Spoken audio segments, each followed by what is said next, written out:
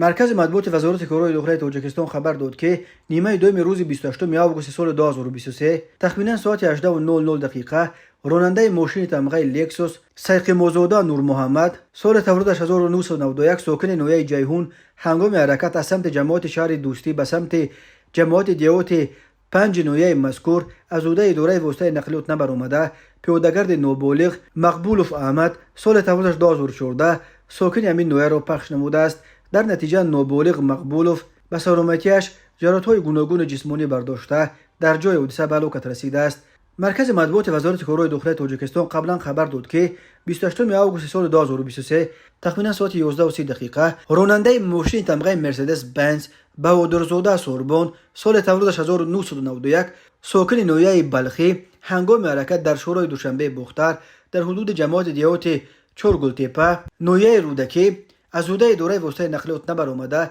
پیادهگرد نابالغ محیدینوف ستار سال تولدش 2007 ساکن نویه مذکور را پخش نموده است. در نتیجه محیدینوف ستار ضررهای گوناگون جسمانی برداشته در جای حادثه به هلاکت رسیده است. هر سال بر اثر صدمه ها در راههای تاجیکستان تا 400 نفر به هلاکت رسیده، بیش از 1200 تن دیگر معیوب می شوند.